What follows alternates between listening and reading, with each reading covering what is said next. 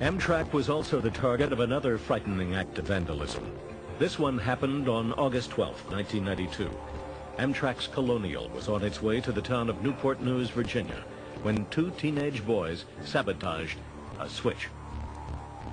At about 8 o'clock that evening, two individuals, Joseph Loomis and Raymond Bornman, came out and parked in the cemetery across the road there.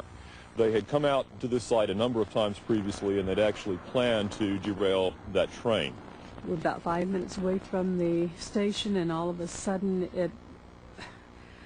we went into a skid, and we were thrown violently to the right side of the train and then over to the left, and suitcases were flying, the lights went off, people were screaming, children were being hit with things. They didn't wait to see the train itself.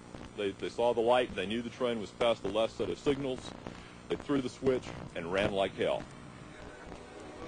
The train slammed into the switch at close to 80 miles per hour.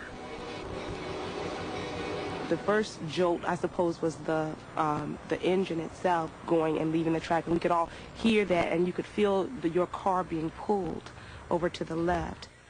During that time, I thought we were dying. There was not anything that was holding us into the seats. There were no seat belts. There was no cushioning or anything. We were just being all thrown around violently. Passengers couldn't figure out how to open the doors at the end of each car. They couldn't figure out how to get the windows open. There was smoke, there were sparks, there was all this darkness, all the screaming, everybody in pain, everybody frightened. It was terrible. The doors were all automatic, and they didn't open because the engine was derailed. There was no power.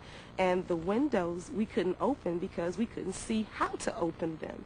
There were no booklets in the car, you know, to explain any kind of safety procedure. The emergency windows had not been pointed out at any point during the ride itself. Finally, passengers used a lighter to search for the emergency window, read how to open it, and escaped. That's when Gwendolyn Sharoff found her husband Michael wandering in the darkness.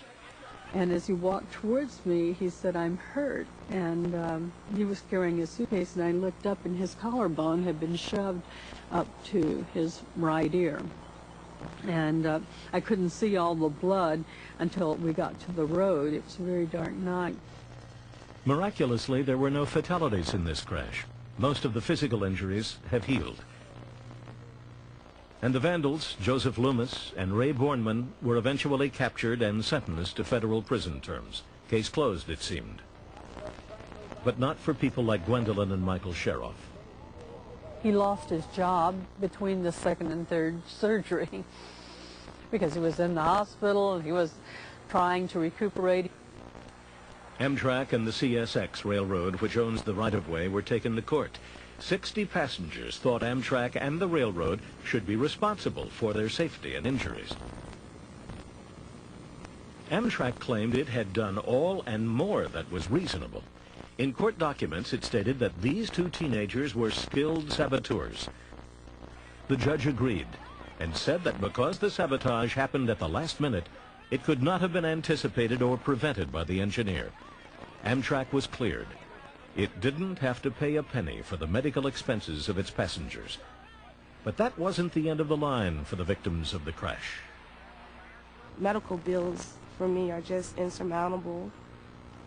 I don't have any way of paying all of those bills at this time. I make less than $800 a month, and I'm supposed to live and pay Amtrak and pay my doctor bills. I can't believe that Amtrak would add that on to us. That's right, pay Amtrak. A counterclaim filed by the railroad has sought to recover Amtrak's legal expenses while the original case remains on appeal. The 60 passengers of the Newport News crash have been billed a total of $10,000. Amtrak stated that it too was a victim of Bornman and Loomis's actions and therefore should not have to incur the costs. They left us out by the track, and that's where we all still are, trying to find our way home.